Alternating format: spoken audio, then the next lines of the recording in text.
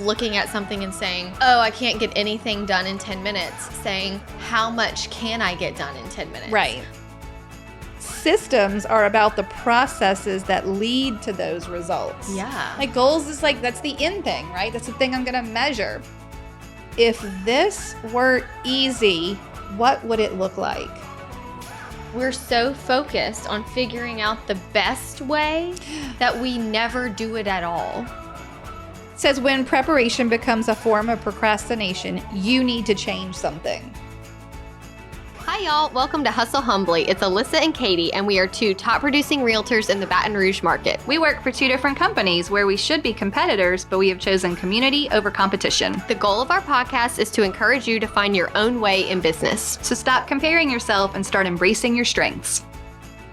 Hi, Alyssa. Hey, Katie. It's episode 168.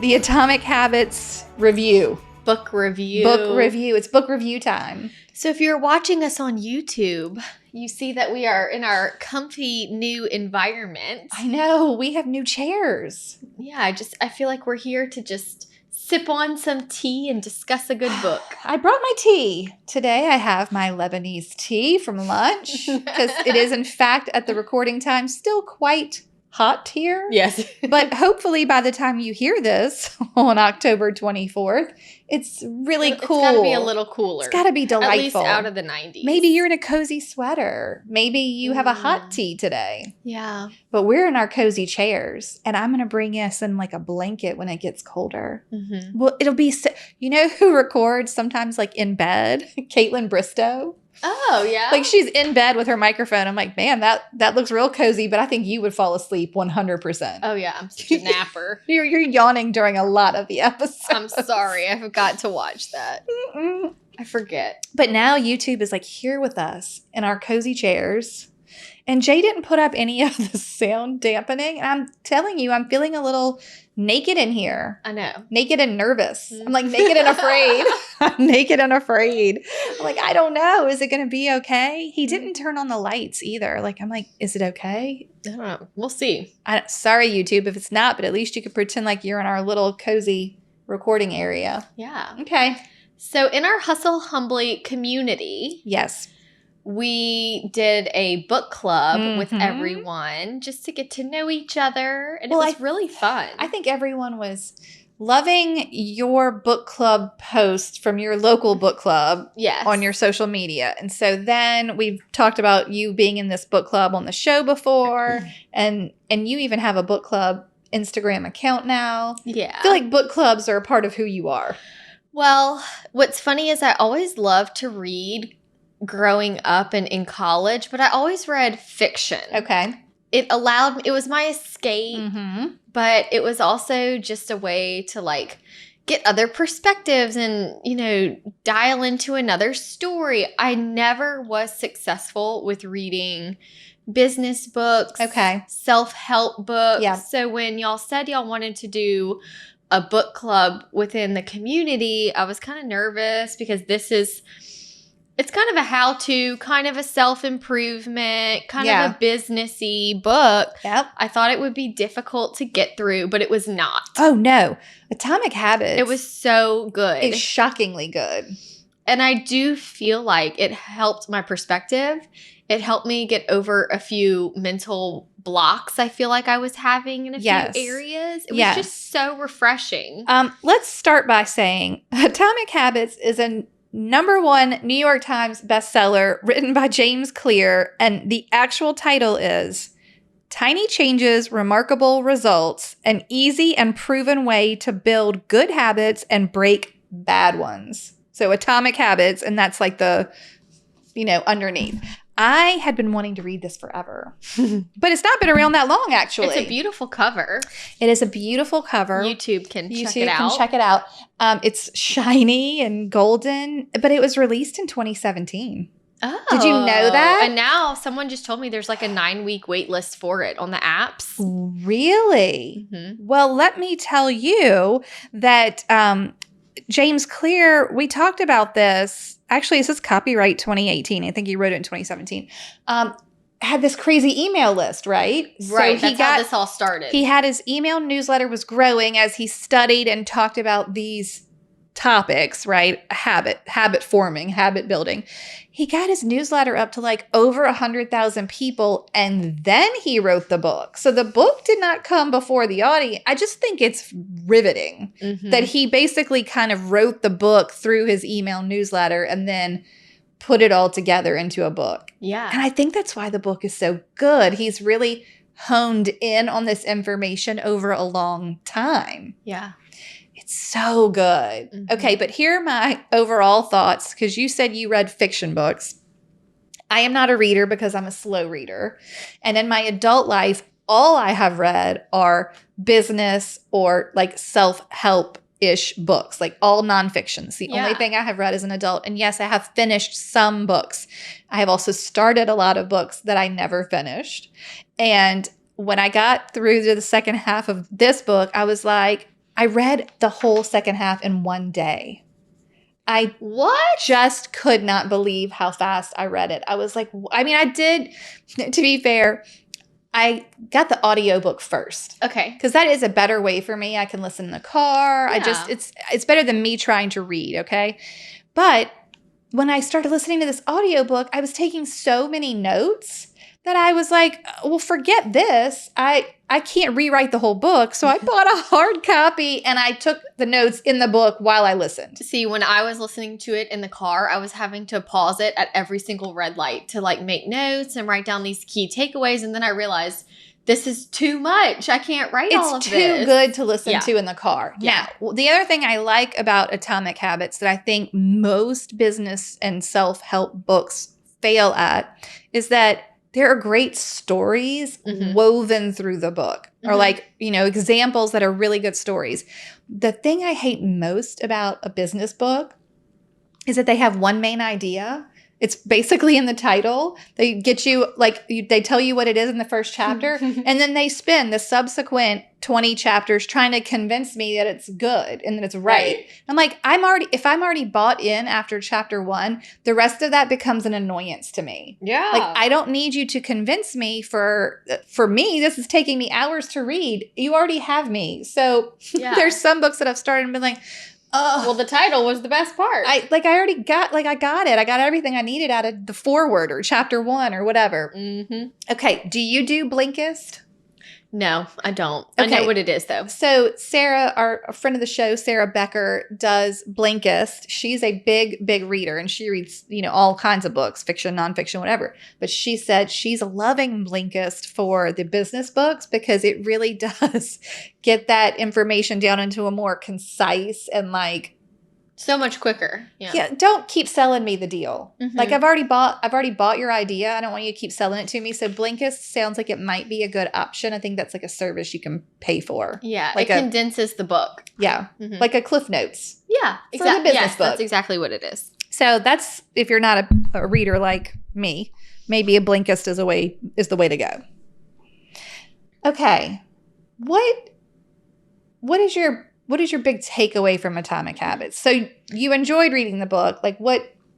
From the beginning, okay, it was immediately refreshing because it celebrated small wins. Yeah. Small successes. I feel like we live in a world and we work in an industry where everything has to be very big goals, very big announcements all the time. Oh, right. You know, everything is such a big deal. Big deal. Everything's a big deal. And it's a lot of pressure. And sometimes if you're like, for me, for example, I do thrive on productivity and accomplishing things.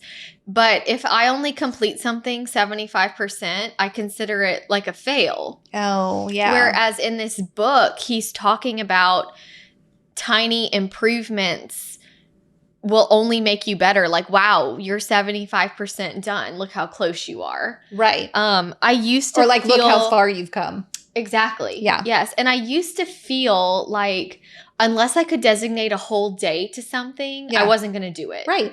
So for like whenever I'm cleaning out my database, for example, we're in that season right now where I'm about to send out Christmas cards. So I'm cleaning out my database and it took 6 or 8 weeks of me talking myself up You're psyching to yourself into sitting it. down to Yeah. do it because it seemed like such a daunting task. And I would say, that's it. On Tuesday, I'm not going to do anything except my database. But then like one small thing would come up on Tuesday and I'd be like, that's it. I can't do it. Yeah. And so one of my takeaways from the first half of the book that I remember was really helpful for me was instead of looking at something and saying, like, oh, I can't get anything done in 10 minutes, saying, how much can I get done in 10 minutes? Right. Like, oh, I have 10 minutes while I'm waiting Yeah. for this client to get here. Instead of scrolling on Instagram for 10 minutes, I'm just going to do the letter A's in my database. Yeah. So like little progresses at the end of the day Right.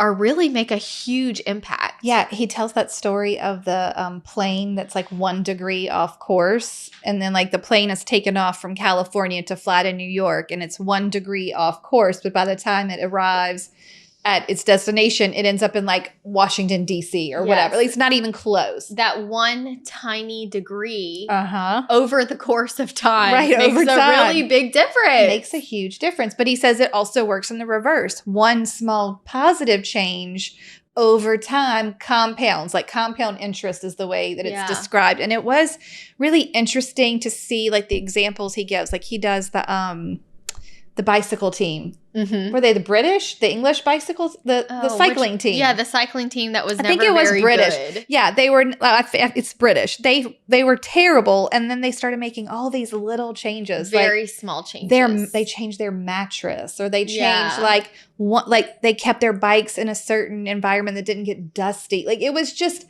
None of it was like they changed everything about the way they trained, but they changed all these little things. And the little things eventually added up to make like a big, huge impact. And they became like Olympic champions. Yeah. It was really wild to listen to that.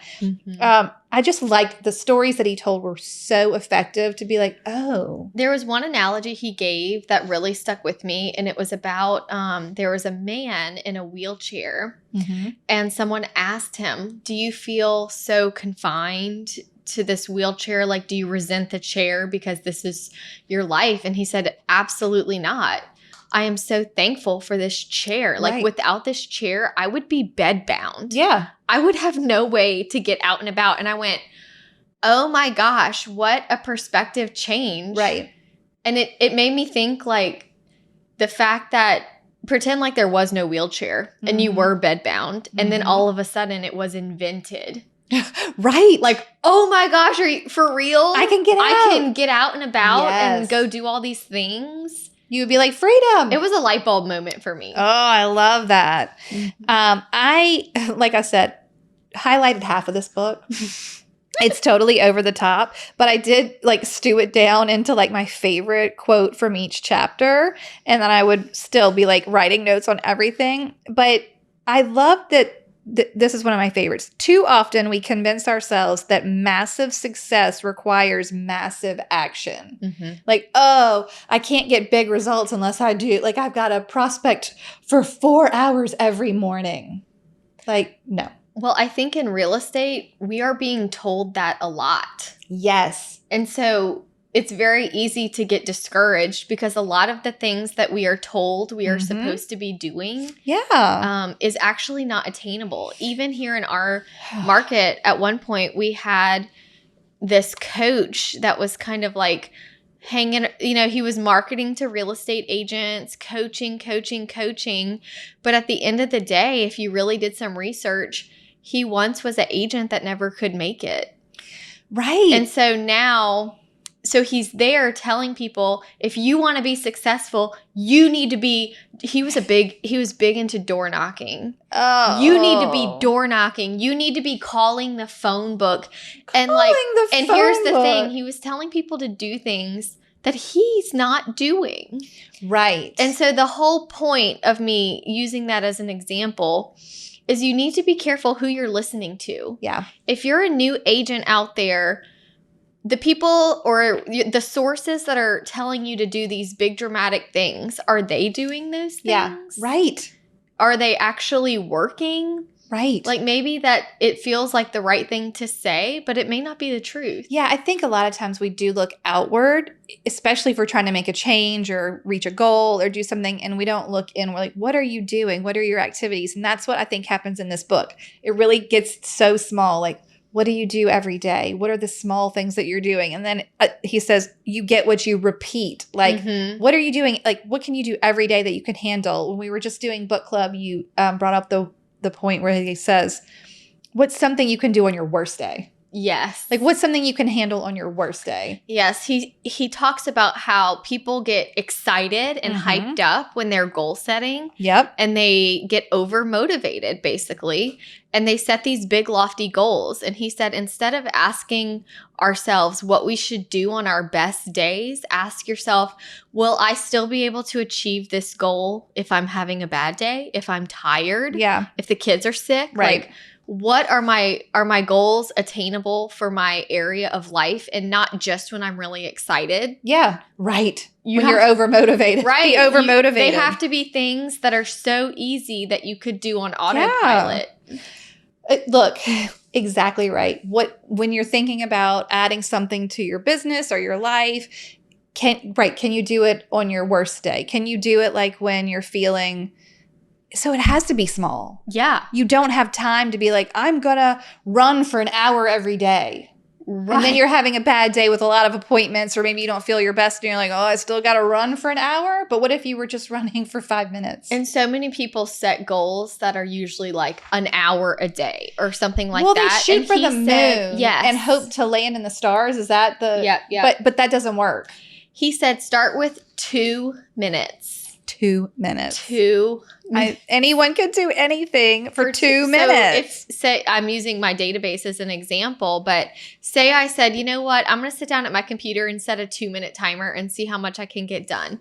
But what happens is over time, 2 minutes, 2 minutes, 2 minutes, eventually you get to where you're like, you want to keep going. Yeah. Because it's getting easier. Well, and you've done exactly what we're trying to do, developed a habit towards that thing. So like the hardest part of you doing it was just getting started. Yeah. For 6 weeks, you thought about, I need to do this. You didn't do any of it. No. You'd have been done. Mm-hmm. If you just did 2 minutes every day. Done. You'd already been done. And he said, like, what is the first step of Right. what you need to do? So whatever that thing is, let's say you want to write a newsletter. Okay. And you just have always wanted to do it, but you just don't even, it seems like such a big, daunting task. Like, what do you feel like step 1, if you had to get super small with it? He gets it real small. Like step 1 would be... Like you might say step 1 would be collect email addresses. Right, but he would be Nope, like, nope. No, it's not. No. Okay. Well, how are you going to do that? What is step 1 to collecting email addresses? I mean, like you have to open your computer, right? Yes. That's what he wants you to do. Yes. That would be your goal. Right. I'm going to open my computer to make a newsletter today. Step 2 would be to open my software. Right. Get your email service provider. Right. MailChimp or whatever you want to use. Yeah.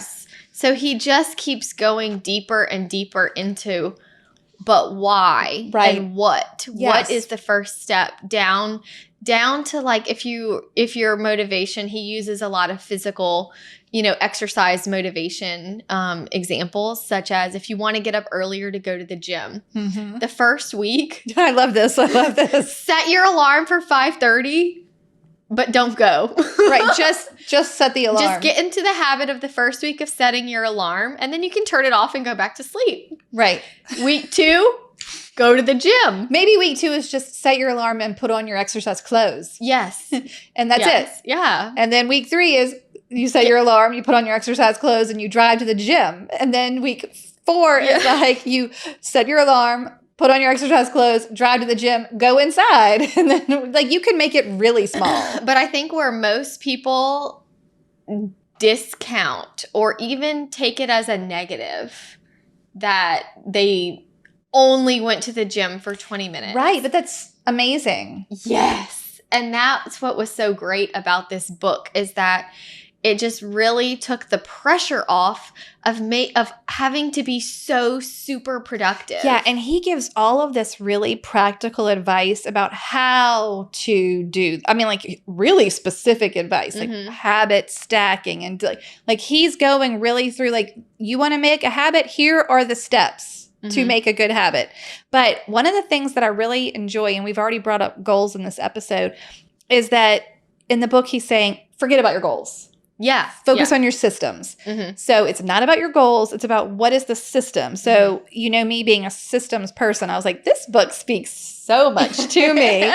It's like, it said, goals are about the results you want to achieve. Systems are about the processes that lead to those results. Yeah. Like goals is like, that's the end thing, right? That's the thing I'm going to measure. But the systems are what I used to get there. So if your goal was to do 20 push-ups, you would get so discouraged if you just got down on the ground and tried to do 20 push-ups. Right. It would be a sad situation for myself. Right. Okay.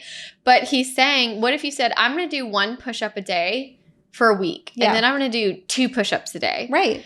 And another example, he always talked about having some sort of prompt. Yes. Something that lets you know, oh, it's time to do this. Right. It's the cues. The cues. So, for example, when I press start on the coffee machine, I'm going to do push-ups or hold a plank until the coffee's finished. Right. What else would you be doing? Standing. Yeah. Staring at it. Scrolling your Instagram. Right. This book should have also been like things you can do when you're not scrolling on social media. Things to do instead of Instagram. Right, because he's telling us a tiny pocket of time can be enough to build a good habit. Yeah. And we're taking our tiny pockets of time and filling them with literal just mindless. Right. Like we're not. And it's very interesting to think, what if on your phone where you scroll every time, now you have in your notes app, maybe you want to journal. Maybe that's your big goal. Like you want to figure out what you want to do with your life, and so you're going to journal. Maybe you decide, I'm going to journal for 1 minute a day. Now that when you go to log into your Instagram and scroll, instead of that, you hit your notes app and you just type for a minute. Yeah. And to put it into real estate terms too, whenever he was talking about a prompt, so some examples that we had talked about in the book club with the community is whenever I have a closing, they always email me a copy of the closing documents. Right. Well, that's my prompt to close out that file, to do my closing systems. So I can't get rid of that email until I have filed the paperwork where it's supposed to go, written the agent a thank you letter, put the client in my database. Like what, I just go down my closing checklist. And then once that's done, I can get rid of the email. Yeah. I can check it off of my to-do list. Right. But that's how I know this is my prompt. Yep.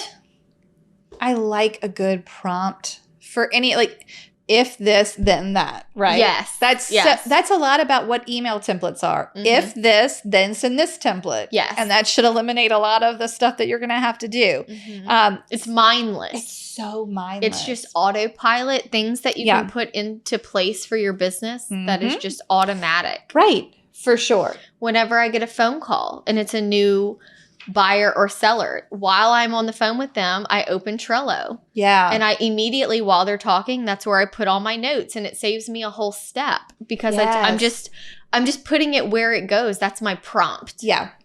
I like that. While we're talking about cues, one of my favorites was to make the cues of your good habits obvious and the cues of your bad habits invisible.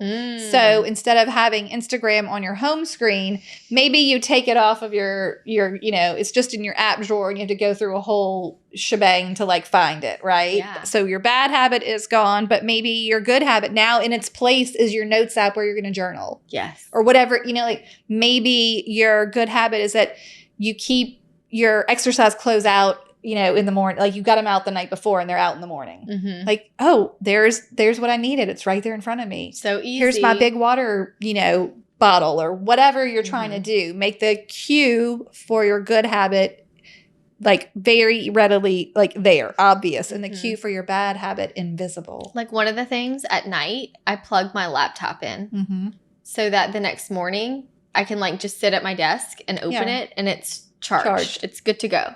Right. That's a cue for me. But it gets it away from you too. Yeah. So it can't Put work it away. anymore. Right. Got to leave you here. Yeah. That's really good. I think that works for people too that like to charge their phone in another room. Mm-hmm.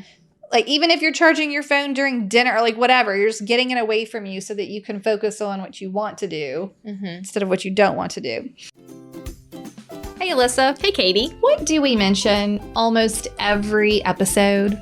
Email templates. You're right. We sure do. And after every time we mention an email template, do you know what we get? Emails asking if they can have copies of the email template. Can you send me a copy of that template? I've never had one like that. That sounds great. And you know what the good news is? What? You can get all of our email templates from our course, Email Templates 101. Tell the people about it. Our course has all of the email templates you would need to send to your buyers and your sellers and your clients that are buying and selling at the same time. Exactly. To get through every step of the transaction and giving them information that they need for where they are in the transaction. It's great because you never forget to tell them something. Yes, and we've already done all the work for you. Yeah. We wrote them and you can personalize them. Yes. And just feel organized knowing that you have all the information where it needs to be. And if you purchase Email Templates 101, you do get lifetime access. So occasionally we like to go in and make updates based on the market or if we find a new best practice and we put that right into the template and you get that updated straight away. It just goes straight to your course. Yep.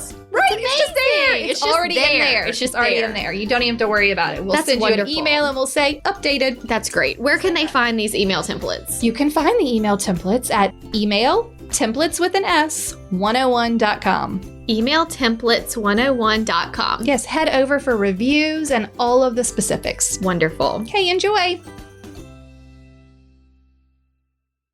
Okay, what are some of your other favorite thoughts? You know what? One of my favorite things that he talked about was Let me hear it.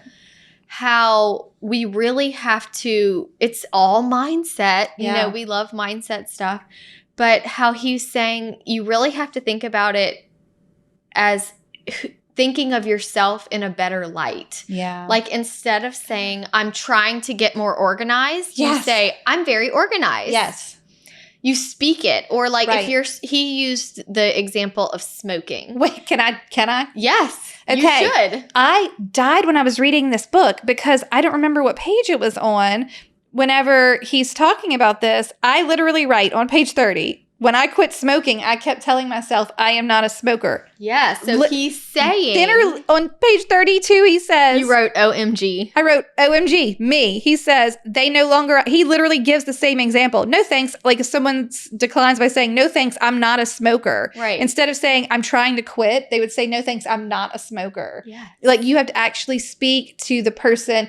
He used it in weight loss too, or like if you're on a health journey, it was like, or like I'm trying to lose weight, it would be like, you know, I'm a healthy person or I make healthy food choices when you or sit whatever. down to order at lunch, you look at the menu and you say, what would a healthy person order?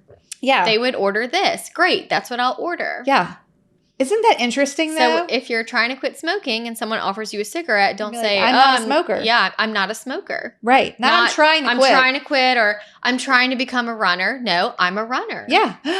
Isn't that so powerful though? Saying it makes something actually click what? in my brain. I don't know how I naturally, because I was relatively young when I quit, but I don't know how I came to that. And I smoked every day. Like I was a smoker. I still cannot believe you were I totally identified as a smoker. For nearly 8 years, I smoked quite a lot. Totally identified as a smoker.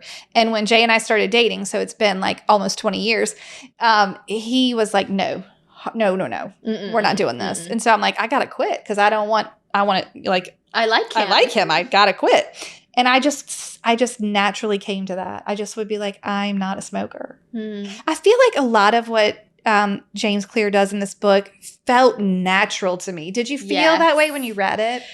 Like when someone names a feeling you've been having, Yeah. but you thought it was only you that ever really thought or Right. felt that way. And then you go, wow. Yeah, and now over 3 million copies have been sold. And maybe a lot of people are like, yes, this feels intuitively what he is This feels right. teaching feels so right. And I think in the complete opposite, that's why what we hear in society or in business feels so forced. You're like, I don't want to do that. Right. It feels so hard. Like, if it feels icky, you should not do it. No, it should not be that And that's hard. You know, like they'll try to frame it with, you should get out of your comfort zone. I mean, like, I'm all for you pushing yourself in a positive manner. Yeah. Like, maybe you're not comfortable running and you want to be a runner and you're going to run 1 minute a day. Fine. But I would never say go out and run 2 miles. No. That's stupid. No. Yeah. Doesn't make any sense. And discouraging. Because you're going to fail. Yeah. You can't stick with that. So if you it would be a negative experience. Very negative. I loved this part about, okay, he says, surround yourself with people who have the habits you want to have yourself. Mm-hmm. You'll rise together. I love that. So, like, it's nice because we did read this in community, and it's been kind of nice being in community and having these other agents who kind of like have the same vibe as no one is showing up in the community group and being like, who's gone door knocking today? No. Like, who's done all their cold calling today? Have you put in your dialed? Time? Did you dial for dollars today? Oh my gosh. Yeah. One day we're going to do an episode on all the real estate terms that I hate. Okay. Like, that make me want to physically be ill. And then dispel these myths. Dial for dollars is one of them. Oh, that's funny. So yuck. But think about, so we're in a place now where other people are like focused on treating their clients well and getting repeat and referral business and staying in front of their database and actually having a database and like. Yeah. And not putting work first. Right. You know, right. like having putting some your boundaries. friends and family first. Because you do get that kind of nice validation from others, but you can also be like right now you're fixing up your database and, you know, going through and before it's time to actually send those cards. Well, great.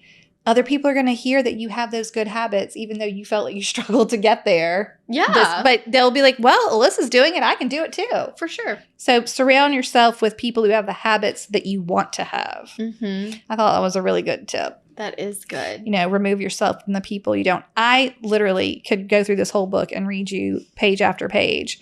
Okay. What else? Oh, I know what else I want to talk about that we talked about in group. In the third section of this book, it's called Make It Easy. Mm-hmm. And I heard this quote that I have to share, not from James Clear and in this book, but a couple of days ago, I listened to another podcast, and this quote was from Tim Ferriss. And he said, if this were easy, what would it look like?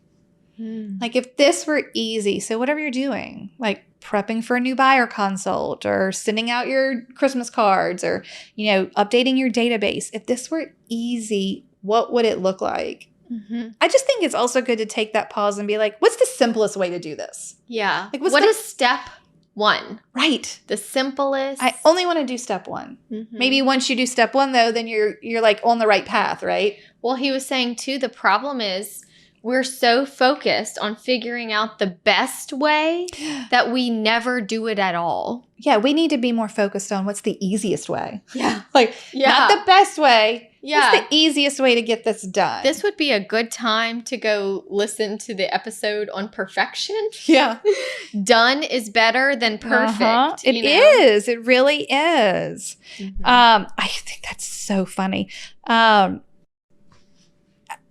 It's just, there are little things that you can do that might take a little setup, though. Like, we were talking about that in book club. Mm-hmm. What are some of the things that you've done that you only have to do once, or that it's like you just get it done and then it changes everything? So the examples he gave were, if you get blackout curtains, right, that's going to benefit you every night. And you never have to do anything again. You only need to do it once. If you get a water filter added to your tap, right, you will benefit every day from that. You know, it's what is like one thing that you can put into place that just helps you. Right. And we talked about like having your a closing gift ready to go. Closet ready to go. Like, right. Instead of reinventing the wheel every closing and putting together a basket of your client's favorite things and killing yourself running all over town. Don't do that. You say every buyer gets this. Yeah. Every seller gets this. It's simple. It's just the same thing. It's easy. That's like buyer and seller folders. Like, I just grab my folder and I go to my appointment. Yeah. It just couldn't be easier. Like, it's already done. It is a once a quarter task that I could probably do once a year to stuff folders. Yeah. I mean, like, it doesn't take, maybe it takes an hour that time and then they're there. And you're just like, oh, look, I'm ready to go. Really leaves you a lot of space in your life to actually be living and not be like stressing about how to perfectly prepare for everything. Right. It's the other thing. I was in a mastermind at one point, and it was just a few different agents like all over the country. Okay. But there was this one particular person that at the end, we always say like what our goal is for the month. And then when we come back the next month, we start the meeting by saying how that went. Okay. And there was this one man, and he was probably in his 50s, and he kept saying like, I know this is crazy, but I really want to do like video. Okay. Either video emails, or everyone's telling me like I have to do video. Okay. And he wanted to. And the next month it would be like, well, I never did do it because I didn't know if I needed to use BombBomb or if I needed to use the Google video, or if and someone spoke up and said, hey, look, make the first couple with your phone. Yeah. No software, nothing fancy. Right. And it was like he had a light bulb moment of, for months I have been putting this off, procrastinating. And in the book, he says you have to be cautious about motion, because what's the quote he shared about? Oh, God. When progress becomes procrastination. Oh, yeah. Like when preparation becomes a form of procrastination. Yeah. Like you're like, I've been working on this flyer for 6 hours. Just finish it already. Right. Or just do the video. Or yes. Says when preparation becomes a form of procrastination, you need to change something. Yes. Like you're just, oh, well, I'm researching BombBomb, or, oh, I'm looking up new cameras for my I'm trying to find webcams. The best database. No. I'm trying to find the best system. Right. How many times do we get the question, what's the best CRM? Oh my gosh, so many. If you go to any real estate group, it's always, what CRM are you using? Agents have spent hours and hours and hours wasted researching CRM, even trying to use a new one. I know. We're just like, can you just put it onto this simple Excel spreadsheet? Thank you. Right. Like because I think it's all of that research, all of that preparing is just a way for you to put off that progress. So it is important to be but the motion has to be the actual habit, not the preparing to do the thing. Right. You just do it. Just do it. Mm-hmm. There's so many times that I've just done it and been like, that wasn't so great, but it's done. Yeah. And it usually has results. I was thinking about that when you shared in your recent email about the tile that was cracked. Yeah. Oh, God. And how you put it off for so long because you thought it would be this huge, big ordeal to do that tile. Yeah. And then he did it in 20 minutes. 20 minutes. Done. No, this is no good.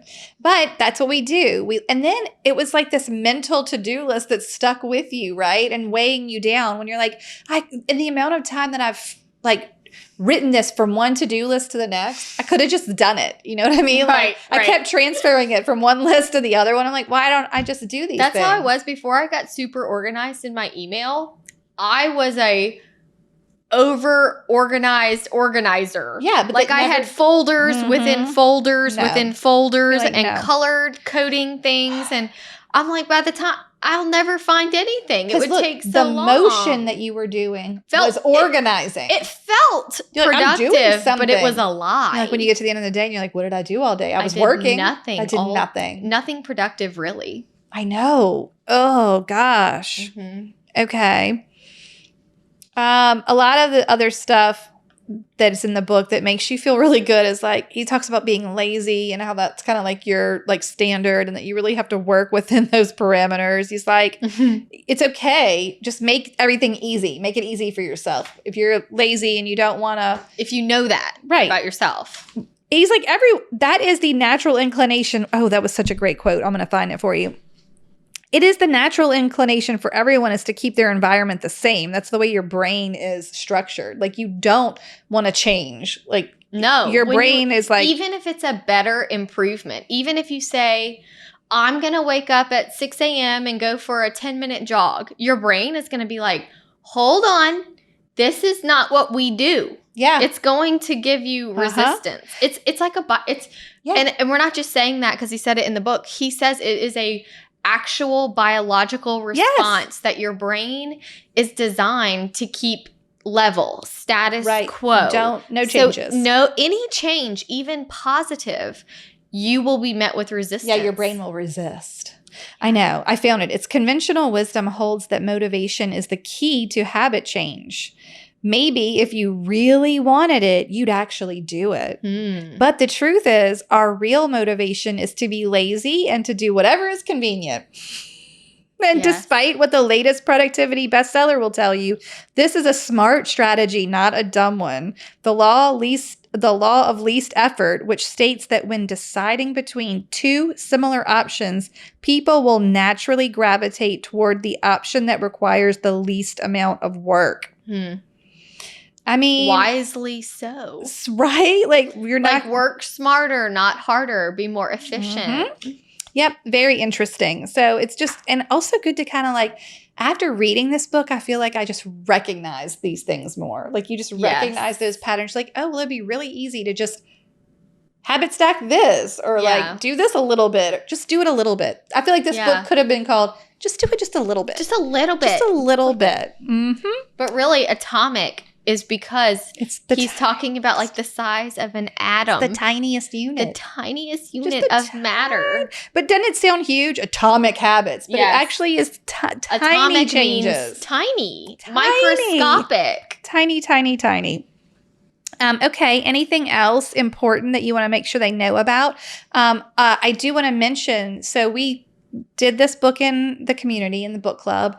And if you want to be there for our next book, the doors are open now if you're listening in real time. If you're listening at a different time than when this was originally aired, you can go to the website and find out. Back. But we had such fun in book club. It was really nice. I mean, we just got together. We discussed it. Yeah. We shared our examples. It's also like a built-in accountability group because I probably would still be reading this. Yeah. Me, personally. I'd be but you had a deadline. I was like, I got to do this. Can't let the group down. I can't let the group down. It's so important. Okay, here's another good quote. Too often we fall into an all or nothing cycle with our habits. The problem is thinking that if you can't do something perfectly, then you shouldn't do it at all. See, that's been my struggle like my whole life is wanting it to be done the right way and being able to sit down and do it all in one sitting instead of taking advantage of the 10 minutes I have. No, I'm like, I have to have perfect conditions. This is so the perfection episode too. Yeah. But it's really helpful because I felt like there were some strategies in this book that could help you through that. Yeah, for sure. Okay. An accountability partner can create an immediate cost to inaction because you're going to let them down, right? We care deeply about what others think of us, and we do not want others to have a lesser opinion of us. Right, like Katie didn't even finish the book. I'll be like, I'm so embarrassed. I would have been so embarrassed. But I think that's interesting. So he talks about accountability in the book. So in the book, he talked about how scientists have actually discovered oh God, what? That our brains never developed to adapt to a delayed return environment. Oh, yeah. So he's saying now in today's modern world, it's delayed return. Right. Back then when you were hunting and foraging, it was always immediate.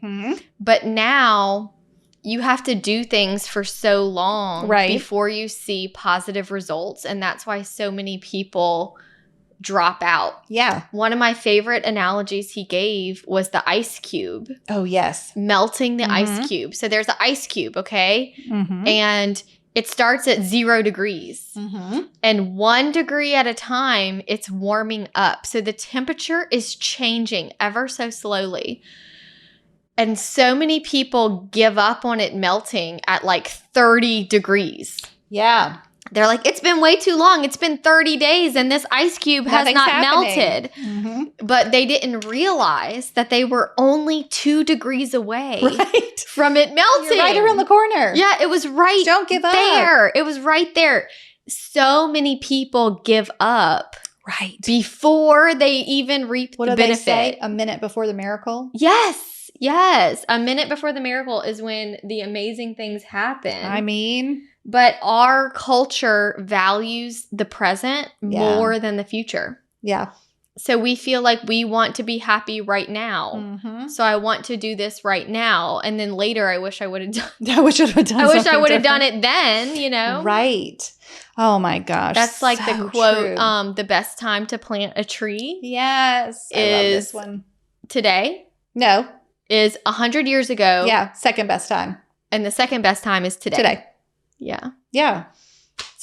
The time is going to pass anyway. Right. Just do it now. So you may as well just start now. And then in 8 years, you'll be really glad. This is so true for real estate because it is like it's compounding your activities. It's not going to turn immediately. You're not going to, reach out to everyone in your database today and someone buys a house today. Yeah. It's just not going to happen. No. But if you're reaching out to them on a regular basis or in meaningful ways, it will produce results. Yeah. It will. Like it's almost impossible for it to not produce a result.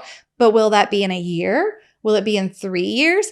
I don't know. But if you stop, then you're never gonna get there. Like you have to just keep doing it.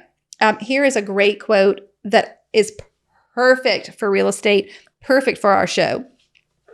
It says, "You don't have to build the habits everyone else tells you to build. Yeah. Choose the habit that best suits you, not the one that is most popular." Yeah, I like that one. I mean, like, does it matter what everyone else in your office is doing, everyone in your accountability group is doing, your best friend at work is doing? It doesn't matter if that habit doesn't suit you, if those, cold calls or pop-bys or door knockings or open houses, if those don't suit you. Well, what you're really good at could be very different than what I'm really good at. It probably is. He also said that one of the questions he gets a lot is how long does it take to develop a habit? Oh. And he said it's not really about the time. Mm-hmm. It's about the repetition. So it's not about did you wake up for 3 weeks to go to the gym? It was how many times in that 3 weeks. Yeah. So the more that you repeat the action, the habit will just happen. But so it could be 3 weeks for one person, but it could take another person 3 months because they were just moving slower. Right. So same goes how we say the first 3 years are the hardest. But if you weren't doing what you were supposed to the first 3 years, your clock never started. Didn't count. So then years 3 through 6 may be your hardest because you just now at year 3 started doing what you were supposed to be doing. I love that. So good. Oh, the secret to getting results that last is to never stop making improvements. It's remarkable what you can build if you just don't stop. He always talks about just 1% better a day. Yeah, I feel like of all the books I have ever read, this is by far the most quotable book. Yeah, so many quotes in it. So many quotes. Well, if you go follow James Clear on Instagram, the quotes are there for you. Also, his email newsletter is still fabulous. I didn't get it before I read the book, but I'm getting it now. Do you get it? I do. It's so good. And the other thing is, if you end up buying this book, I haven't had a chance to really dive into all of them, but you can, I did do this part. You can easily email your receipt and to a certain email address. And then they send you back like all of these bonus materials. Yeah. And we don't get anything. No, we're not affiliated with James Clear in any way. James Clear does not know who we are, and we are not affiliated with him. We don't get anything from your purchase. We just really liked the book. We really liked the book. We're just giving it a positive review. But if James Clear hears this. Yeah, if you want to come talk to us, we'd love to talk to you, James. How crazy would that be? That would be amazing. Y'all go tag James Clear and tell him he needs to be on the Hustle Humbly podcast. Everyone email James Clear and tell him he needs to be on the Hustle Humbly podcast. Be like, what is this? I mean, after surely 100 or so emails, he'd be like, what is this? Yeah, that'd be great. Thanks, guys. We should use this method more often. Can you guys just? Yes. Okay, I think that I have reached all of my notes on this, although I could read you quotes literally all day. Yeah, I know. So many. I have way more notes, but we're running out of time. I feel like, I don't know, because I'm not sitting at the computer in our fancy new setup. I feel like it's about that time. I feel like we have an internal clock. Yeah. Okay. Are you going to do a toast for us today? Yes. So we had 4 participants in our book club That that really spoke up brought and the extra. shared with us. Mm-hmm. So I wanted to toast the 4 members of our Hustle Humbly community. I love it. Robin Bruno from New Orleans, Yes. Louisiana. Love it. Amanda Calhoun from Maryland. Okay. Emily Neely from Lafayette, Louisiana. Yes. And Janice Piga from Pennsylvania. I love it. It was so fun. It was just such a great book club, and I wanted to thank these ladies for participating and not being afraid. not being speak afraid. up. Yeah, that was just so wonderful. So nice. When everyone participates, it's so fun, and they deserve a shout out, a little cheers, toast, especially on the book club episode. I know. So if you want to be there, remember for next book club, you need to join the community, which is available right now. So you can just go to the website, hustlehumblypodcast.com, click on the little membership link and jump on in there. Come join us, friends. Come join us because it is fun. Yeah, it is fun. And everyone's behaving so nicely in the group. No one is annoying. No one is asking crazy questions. Very positive. It's a positive environment. So we'll keep doing it. Because if they start misbehaving, we're out. Yeah. Bye, guys. Bye. There's plenty of real estate groups that are negative. Oh, that is definitely not what the we want. Community is about. Not what we are about at all. Mm-hmm. Okay, so I think that's it for today. That was wonderful. I feel weird Go because you get did the toast. book. Bye. Yes, go get the book and tell James to come be on the show. Okay, goodbye. Bye, guys. See you later. Thank you so much for tuning in to the Hustle Humbly podcast. Let us know who we should toast to for the next episode. Be sure to follow us on Facebook and Instagram at Hustle Humbly Podcast. If you have an episode, topic, or question, please email us at hustlehumblypodcast@gmail.com. Be sure to subscribe to the podcast and leave a review. See you next week. Bye. This is the good life.